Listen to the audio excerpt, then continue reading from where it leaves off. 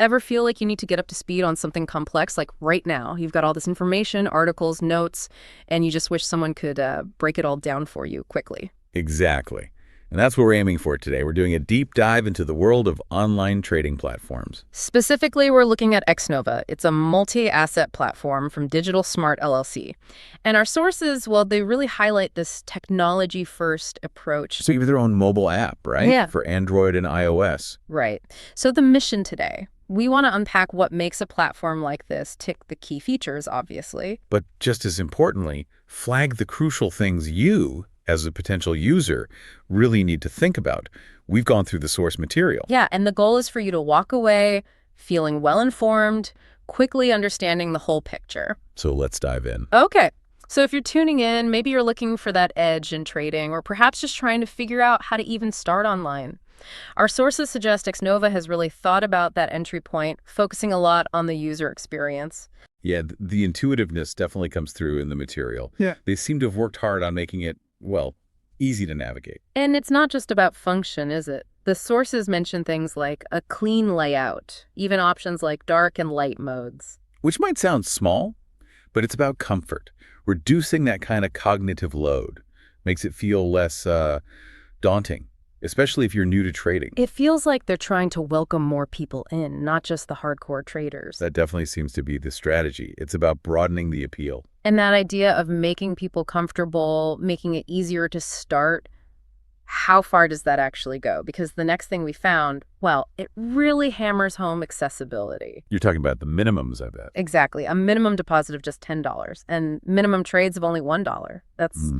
Well, it's really low. What does that signal, do you think? Well, it's clearly a strategic move. That $10 minimum isn't just low. It's designed to pull in a huge group of, let's say, casual or beginner traders. Yeah. People who might be nervous about risking more up front. So it lowers that psychological hurdle, lets people sort of test the waters. Precisely. Makes it easy to just try it out without a big financial commitment. And the sources suggest this helps them get users on board quickly, encourages them to explore. And they even have that free demo account too, right? With virtual money. Yeah, exactly. So you can practice without risking anything real. Perfect for learning the ropes. Okay, so getting people in seems key. But what happens once they're inside? Is there enough there to keep them engaged? What about the actual trading options? That's the other side of the coin. Beyond just getting started, the sources point to a pretty wide range of assets and tools. We're talking over 250 assets listed. What kind of things? You know, the major stuff. Forex, cryptocurrencies, stocks, commodities, even ETFs. A real mix. So variety to keep people interested as they maybe get more experienced. That seems to be the idea. And for analysis, the app itself is apparently quite packed. Yeah, I saw that. Multiple chart, types line, candlestick, bar charts, plus drawing tools, and something like over 50 technical indicators. Right. Tools for actually analyzing the market trends, not just placing orders. They seem to be trying to put some serious analytical power right there in the app. Which is interesting. Empowering users, but trading always has risks. How do they address that side?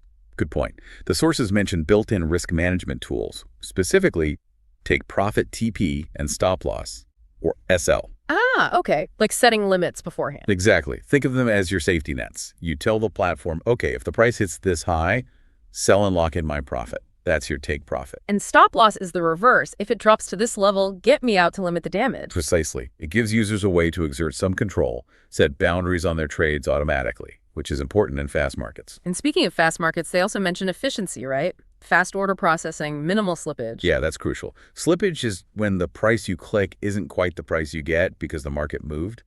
Minimizing that is a big deal for traders. And if you hit a snag? They apparently offer 247 customer support in multiple languages. So trying to cover the bases there too. Okay, so that paints a pretty comprehensive picture of the features. Accessibility, variety, tools, support. It does. On the surface, it looks quite compelling, you know? Yeah. Accessible, but powerful.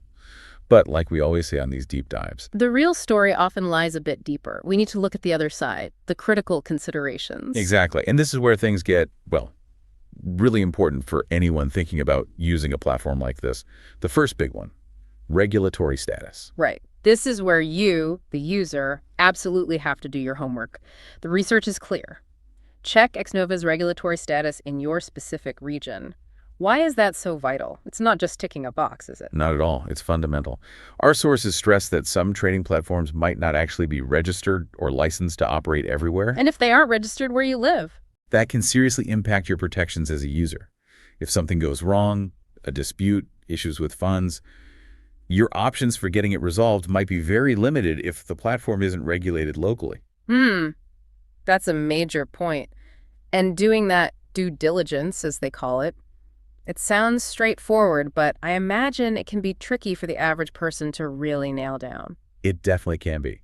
International regulations are complex, and figuring out exactly what protections apply to you takes effort. It's proactive research that, frankly, many people might not realize is so crucial until there's a problem. Which brings us to another point highlighted in some user feedback. Ah, yes, withdrawals. Yeah, that definitely caught my eye. Some reviews mentioned users having trouble getting their money out, even when supposedly all the banking details were correct. And that's a red flag, wouldn't you say? I mean, being able to access your funds reliably is, well, it's table stakes for any financial platform. Absolutely. It's something any potential user needs to look into further. It's a foundational trust issue. Agreed. And then there's the data aspect, privacy. Always crucial these days. The app collects user data, personal info, financial details, device information. And the stated reasons are pretty standard. Making the app work, preventing fraud, analytics to improve the service. But the key takeaway here is for you to actually read that privacy policy. Understand what data they're collecting, why, and how they're using it. It's about knowing what you're agreeing to. Your data is valuable, and understanding those practices is just as important as understanding the trading features themselves. Totally agree. It's part of being an informed participant in this whole digital economy. So when we pull it all together, What we see with platforms like Exnova is this kind of dual nature, right? On one side, you've got this tech-focused platform pushing accessibility, lots of features, powerful tools. Seems designed to empower. but on the other hand, there's this undeniable need for user caution. You absolutely have to check the regulatory situation for yourself. Be aware of issues others have reported, like those withdrawal concerns. And you need to get comfortable with their data privacy approach. Being properly informed means seeing both sides, the potential benefits, and the areas needing your personal vigilance. It's about going in with your eyes open, making sure you understand the realities, not just the shiny features. Exactly. So it leaves us with a final thought for you to consider. Given this mix, the convenience, the huge range of options, but also the critical need for your own diligence on regulation, on data, on reported issues, what steps will you personally take to make sure you're safe and secure when you explore any new digital financial platform?